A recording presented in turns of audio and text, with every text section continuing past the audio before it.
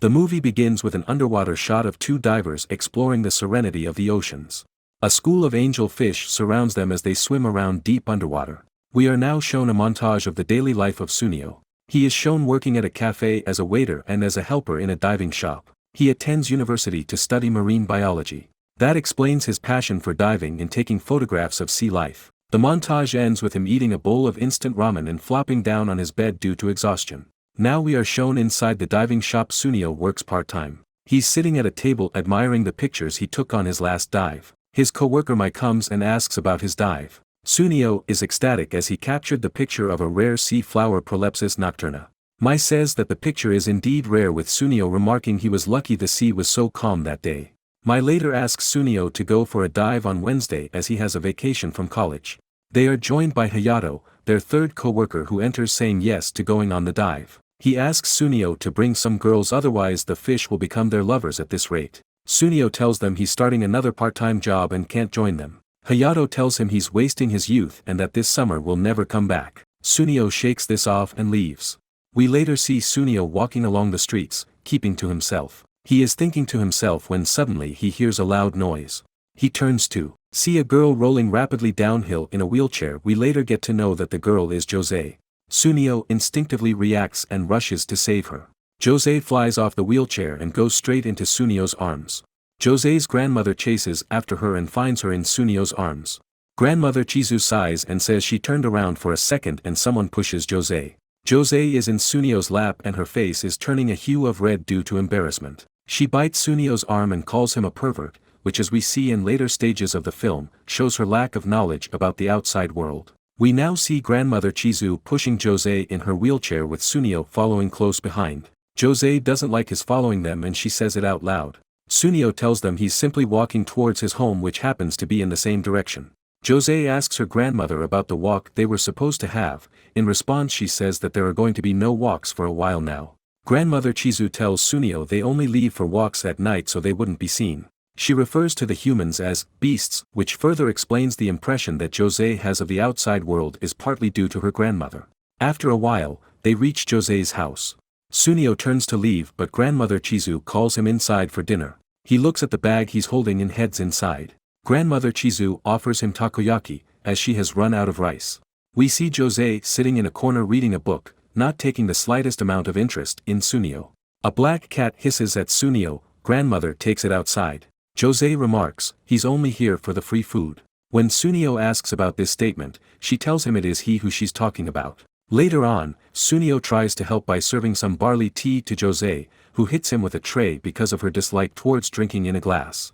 Sunio and grandmother talk about stuff and he mentions being poor as he's a student saving up to go abroad. As Sunio is leaving, grandmother pulls him back and asks if he was still saving money. The next day Sunio is telling his co-workers about the job he got that pays well. He mentions to Hayato that the person who hired him is an 80-year-old woman, which confirms it is Grandmother Chizu that hired him. The owner of the diving shop wishes he could hire Sunio full-time, but he said he has to work multiple jobs so he could go to Mexico. As they're talking about him moving abroad, we can see a sulking Mai leaning against a door. This hints at the possibility that she may have feelings for Sunio. The camera cuts to Grandmother Chizu, who tells Sunio that his job is to follow the orders of Jose. She tells him as long as they both don't go out everything is alright. She then tells him there's food in the fridge, then proceeds to leave. Sunio stops her and asks where she's going. She gestures with her hand that she's going out drinking, leaving behind a baffled Sunio. Jose proceeds to not talk to Sunio until he accidentally calls her John. She quickly corrects him saying it's Jose, then she gets embarrassed and crawls inside her room, shutting the sliding door behind her. The black cat hisses at Sunio, which can be seen as an impression of Jose's feelings towards him, as we see throughout the movie. Jose makes Sunio do bothersome tasks, like asking him to kneel just to see how long a human can endure, or count the number of straws the mat has. During this, the camera shifts to an under-the-influence Sunio, who keeps complaining about Jose. We again see Sunio being asked to collect 4-leaf clovers. When he returns, she says she heard about a myth where 10 4-leaf clovers would make her wish come true. When Sunio asks what that wish would be, he gets splashed in the face with water. The camera returns to Sunio sitting with Mai and Hayato, blabbering on about his dislike for Mai, calling her an Amakusa jellyfish. The way she looks innocent, but stings with her words. Mai and Hayato advise him to quit and work on his graduation thesis. Sunio is at university when he gets visited by his professor, who tells him a professor at Mexico City University really likes his research work on touring patterns. He would like him to attend there, but he would need a scholarship as his current finances aren't enough. Sunio gets excited and tells his professor he'll work really hard. Sunio heads home and lays on his bed. As he falls asleep, we slowly see his room filling with water. This transitions to the whole city being filled with water and Jose swimming like a majestic mermaid, no worries whatsoever, enjoying the beautiful scenery which she usually doesn't get to see. This whole scene is like a cry for help from Jose, who has spent almost her entire life inside and dreams of seeing the outside world. The music cuts, and we see Grandmother Chizu turning off the music player. This is further symbolization that it is Grandmother Chizu who breaks Jose's dream due to being overprotective. Jose sees the black cat and feels jealous that it can freely go wherever it wants. Sunio enters the house, thinking about quitting the job. When he walks into the main room, he sees no one there. He goes inside Jose's room and is surprised to see a huge amount of art supplies. He also sees a large painting of the sea, beautifully made. He is beginning to get mesmerized by the painting when he hears someone calling Jose's name. Kumiko is her original name. He heads out and sees Grandmother Chizu, who tells him Jose is lost. We now see Jose, in her wheelchair trying to run off. Sunio comes running from behind in an effort to stop her. She doesn't listen and wheels to some closed rail tracks which are signaling a train is coming. Sunio pulls Jose back. She then asks Sunio to take her to the seaside, or she'll falsely accuse him of touching her inappropriately. Sunio at first tells her to do whatever she wants to, but soon has a change of heart and decides to take her there. Both of them are at the train station. Sunio leaves to call Grandmother Chizu to let her know where they are. Meanwhile, Jose has problems getting tickets as no one wants to help her. This deeply reflects society's attitude towards people in a similar condition to Jose. By this point Jose is heartbroken and wants to go back. Sunio tries to convince her to stay.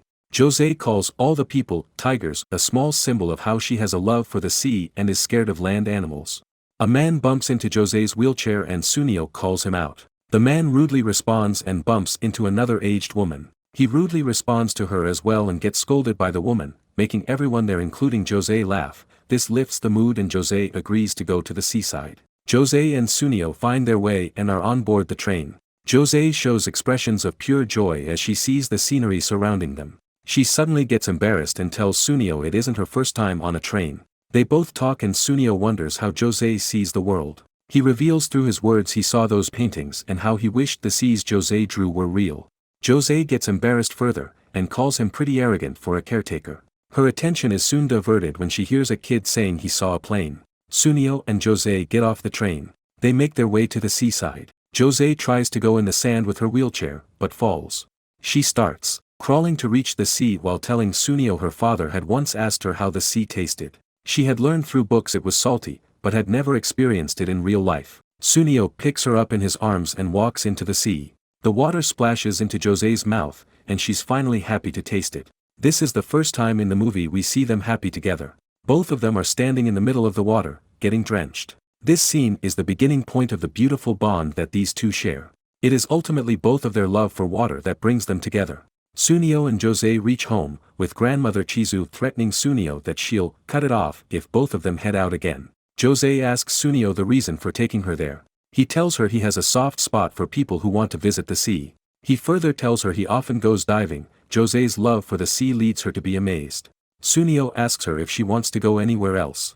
Jose smiles and tells him that Grandma takes a nap from 1 to 3 every day. This starts a series of walks that Jose and Sunio go on while Grandma is taking her nap. They go out and visit places Jose has always wanted to see. They go to try out crepes, which Jose apparently has never had but insists she's had with them her boyfriends, which she's even had 5 boyfriends at a time. This is an obvious joke. While eating crepes they see a boy on a scooter, which leads to Sunio making a board on wheels so Jose could also experience it. They go out to random places like fairs and parks where Jose sees a man cooking. Later that day she wants to cook at home, much to the surprise of Grandma Chizu. They also go to a Ferris wheel where Sunio gets sick due to height phobia. Both of them are at an aquarium where Sunio amazes Jose with his knowledge of fish. We later see Jose, happily painting in her room. The difference that Sunio has made in her life is evident. Grandma Chizu is meeting up with a middle-aged man in a restaurant, who gives her a job opportunity for Jose. Grandmother declines, saying it's too dangerous. This is a deeper insight into the overprotective nature of Grandmother Chizu. She further tells the man she knows that Jose and Sunio slip out. Sunio and Jose are at the library with Jose going all over the place seeing all the books and getting more excited by the minute. She wants to check out some books by Françoise Sagan. This is where we find out Jose is actually the name of a character in the Sagan book. Sunio tells her she needs to make a library card before that. Jose shyly heads to the counter, where Kana is also a Sagan fan and wants to talk to her about it. Tusnio comes and calls Jose. Kana asks Jose if he's her boyfriend since he calls her Jose, and she immediately starts blushing. Sunio says Jose wouldn't take interest in him, she's dated 5 guys at once. This leads to Jose getting more embarrassed. As they are leaving the library, Sunio is happy that Jose made a friend. The concept of friends is still pretty unknown to Jose, who questions the fact. She sees Kana waving from the window and waves back. She tells Sunio how Kana is so amazing for talking to so many different people every day. Sunio tells her that you get used to it after a while and he does the same at his job. Both of them visit the diving shop Sunio works at. Hayato starts to fawn over Jose, but has to go when there are customers at the shop. Mai comes and tries to talk to Jose but she doesn't say anything. Mai and Sunio start talking and Jose wheels out of the shop. Sunio runs after her and tries to stop her, but they both end up fighting after Jose tells him he wouldn't get it. Jose refuses help and returns home alone, where she tells grandmother Chizu to tell Sunio not to come anymore. Sunio is sitting at his desk when he gets a call from grandmother Chizu telling him not to come again. The call ends and he sits at his desk confused. The next day Sunio is admiring a seashell lamp that the owner made himself. He suddenly gets a text saying he qualified for the scholarship at Mexico City University. The owner is happy and asks when he's leaving. Sunio tells him the course will start in September, but he'll be leaving as soon as he graduates in March, leaving only 6 months for him in Japan. Jose is at the library chatting with Kana, when Kana asks her why she comes alone now instead of with Sunio. Jose angrily says that he's just a waste of space and fawns over girls, still clearly upset after seeing him talk with Mai. Kana laughs at this, saying how easy Jose is to figure out. A small kid approaches Kana asking her to read the book. But since another staff member had left, she can't read the book out. The kid turns to Jose to read the book out. Jose reluctantly accepts. The book she's reading is The Little Mermaid, which is quite similar to Jose's own story, about not being able to explore the free world. Jose is not a very good storyteller and all the kids leave one by one due to getting bored. In the end, only one kid remains, who asks Jose how the princess's castle looks. Jose proceeds to draw the whole castle on a whiteboard using a marker. Kana looks at this and asks Jose if she's an illustrator. She says no, and Kana asks her to publish her works online, which leads to Jose getting flustered and loudly saying I can't. In the evening Jose is peacefully painting at home when Sunio enters. At first, she is angry at him, then he shows her the fish lamp. She is mesmerized by it and forgets her anger. She asks him which fish the lamp was modeled after. He tells her the fish is a clarion angelfish, which is a species only found in Mexico. He also told her they had one of them at the local fish shop in his childhood. He would stare at it for hours. One day he learned that these fish like to swim in schools, and he then felt sad for the fish being lonely. He could understand the feeling as his parents were divorced and he was also lonely. Tusnio told Jose his dream of being able to swim with a school of clarion angelfish. Jose tells him she wishes for his dream to come true. Sunio is about to tell her that he's going to Mexico, but gets interrupted by the lamp suddenly turning off. He fixes the lamp and when it lights up the room, the both of them are a little too close for comfort. The tension between them grows and Jose smacks Sunio on the head. The next day, Jose is getting ready and Sunio comes to pick her up. Grandma Chizu is shocked to see this. While leaving, Jose says to her the world isn't that scary of a place. Grandma Chizu is happy and starts laughing to herself as soon as they both leave. This shows a soft side in her that is actually happy to see Jose grow as a person.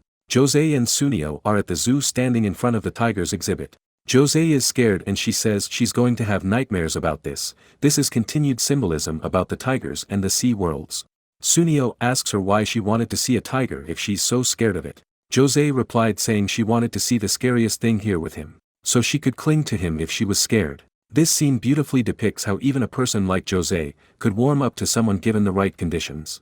Jose and Sunio are walking through the golden trees on an autumn evening, when Jose tells Sunio about how she read a book to children at the library. She said she got nervous and couldn't tell the story well, but then she made a drawing and the children loved it. She expressed her wish to draw more and make a profession out of art. Somber music starts to play as well as a religious chant from a monk. The news of grandmother Chizu's passing had spread. She had passed away from a bad heart. Sunio tried to console Jose at home, who tell him that she can't afford to pay him anymore.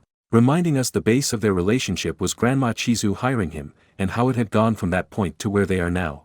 Sunio is diving with Mai and Hayato and exploring a sunk building when he sees he's run out of oxygen. Hayato shares his tank and they go to the surface. On the boat ride back, Hayato mentions it's rare for Sunio to lose track of his air. Sunio tells them he's bothered by Grandmother Chizu's passing as Jose is now alone. Mai tries to assure him, saying some welfare organization will take care of her, but Sunio zones out. Jose is visited by two men, who tell her a neighbor of hers phoned the welfare center thinking she may need assistance. Jose declines all help they offer.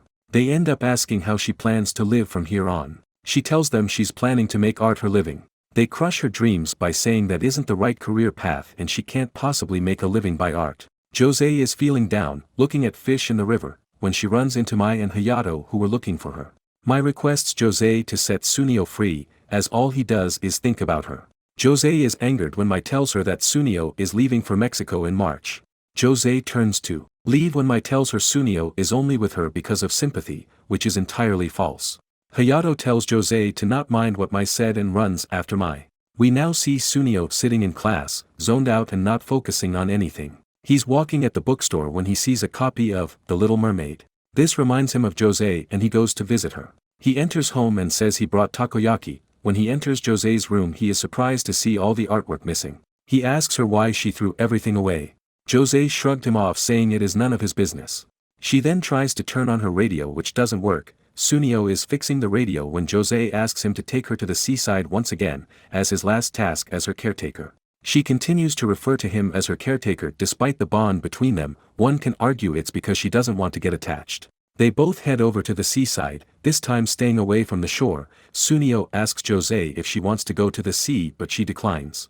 Jose says once again, it's so salty, but this time instead of the seawater she's talking about the tears as they roll down her cheeks. Sunio tries to console her. He asks her why she's throwing everything away. Jose says it's always been the same, with her not being able to do anything. She says the able-bodied wouldn't understand and wheels away. A swarm of dark clouds fills the atmosphere as it starts to rain. In the pouring rain, Sunio runs after Jose. Jose is crossing the road and one of her wheels gets stuck. She tries hard but can't move forward. Sunio sees this and rushes to help her. A motorcycle comes full speed and stops Sunio in his tracks.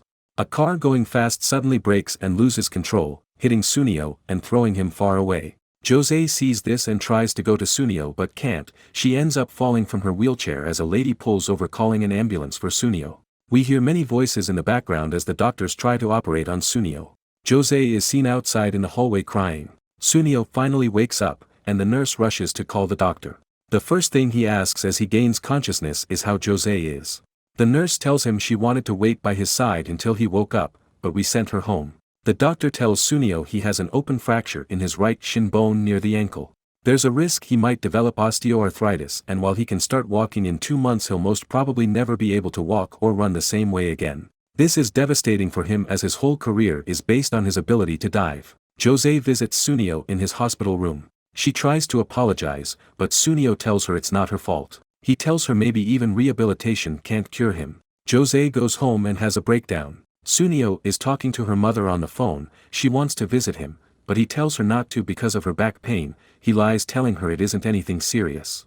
He then gets visited by his professor, who tells him that the university wants another student to come in Sunio's place if he can't make it. Sunio has lost all hope and says what's the point of going abroad if he can't even dive. Sunio is all alone in his hospital room at night, holding a Spanish grammar book. In all hopelessness, he throws it in the trash. The next day, Mai brings him some flan to cheer him up. As she was placing it in the mini fridge, she saw the Spanish book in the trash. She gave some worried expressions and then took Sunio to get some fresh air. As she pushed Sunio around in his wheelchair, he began to say more and more hopeless things. Sunio finally understood the struggle Jose faces in her everyday life. Seeing all this made Mai break down, and she confessed her love to Sunio and started to cry. Sunio tried to calm her down but she refused. Mai later goes and visits Jose's house. Jose refuses to open the door and tells her to go away. Mai then starts to rant about how Sunio has given up on going abroad and how she's going to make him hers. She starts talking about how she knows him better than Jose will ever know. Jose opens the door and tells her if she knows him this well then she must know how he'll never give up on his dreams no matter what. Jose tells Mai that no one can beat her feelings for Sunio. Mai tells her if that's true then she should do something and leaves. We later find out Mai said all that on purpose to ignite Jose's feelings for Sunio. In the next scenes, we can see Jose working on a project with help from Kana. Sunio goes up to the rehabilitation room, looks inside, then wheels back away from the room. Scared of the possibilities. Jose works day and night on the project. She goes to the diving shop to ask for Hayato's help. A few days later, Hayato goes to the hospital to get Sunio out of his room. Sunio dismisses him rudely saying he doesn't want to go out. Hayato tells him it's his job to give him air when he's out of it, and right now he needs air more than ever. Hayato takes Sunio to the library where he sees Jose holding a book sitting in front of some children. Jose takes a deep breath and starts to narrate the story. At first, she's too nervous and the kid leaves. Then she slowly picks up the pace. The book is the story of Jose and Sunio told in a fairy tale manner. It's about a mermaid who receives a magical shell on her 20th birthday, which allows her to go to land by giving her legs. The one condition for using the shell is if she wishes for anything other than legs, she will instantly turn into sea foam. While the mermaid is on land she meets a ferocious tiger. A man with radiant wings comes and saves her from the tiger. This is an indication towards how Jose and Sunio met. The tiger refers to the person that pushed Jose in the beginning, and the guy with the radiant wings is Sunio. The story goes on as how the mermaid and the wings guy had so many adventures together, but the wing guy had to fly away to another sea in the spring. One day the mermaid encountered yet another ferocious lion. The guy with the wings tried to save her again, but got injured and lost his wings. The mermaid still believed in him, saying he has wings in his heart that will take him there. Surely enough, he makes it to the sea while the mermaid returns. The story ends, and Jose gets a round of applause. Sunio regains all his motivation after this. We now see Sunio in rehabilitation, with Jose and Hayato cheering him on. Days pass by, with Sunio eventually making it to the end of the support beam. Hayato goes out of the room and brings Mai with him, who is hiding outside the room, too scared to come in. Sunio and Jose are sitting in his hospital room, when he tells Jose he's free to leave on the 24th of December at 10 a.m. He asks if she'll be there to pick him up. Jose replies saying she's really happy for him and leaves.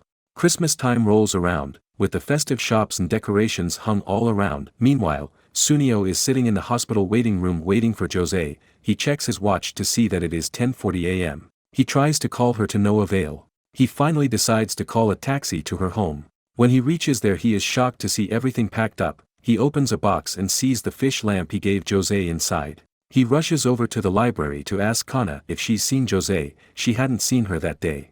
Sunio sent a text to Hayato telling him that Jose was missing. Sunio, Hayato, Mai and Kana are all looking for Jose on the streets, looking everywhere. Sunio then goes to the train station where the clerk tells him she just boarded a train a minute ago. Sunio asks him about where Jose went. We see the zoo in the wintertime, with snow falling on the animals' exhibits. Jose is seen standing in front of the tiger. She doesn't seem to have any fear on her face, owing to the fact that Sunio has changed her from the inside. Sunio also reaches the tiger's cage, but he can't seem to find Jose there. He sees wheelchair tracks in the snow on the ground below, and starts to follow them, practically running with his crutches. He at last reaches a road where the tracks end. He is disheartened. The camera shifts to Jose, who feels like Sunio just called out her name. She turns around, but there is no one there. She's moving on, but bumps into a man running after his dog. She's now going fast downhill in her wheelchair, when the wheelchair suddenly breaks, sending her flying in the air. Much like at the beginning of the movie, Sunio appears out of nowhere and catches her. Jose tells Sunio she's going to become a picture book illustrator, and she wants to do something by herself instead of always relying on him. Sunio tells her that he wasn't doing it for her and confesses his love for her. Jose tells him she loves him back and they both sit at the bottom of the hill, laughing. Jose is sitting, watching the cherry blossoms falling from the trees. Sunio appears out of nowhere. Jose can't believe it at first. Sunio tells her he's home for spring break. Jose asks him why he didn't tell her. Sunio replies saying he wanted to surprise her. Jose ends by saying the phrase, "You're pretty arrogant for a caretaker."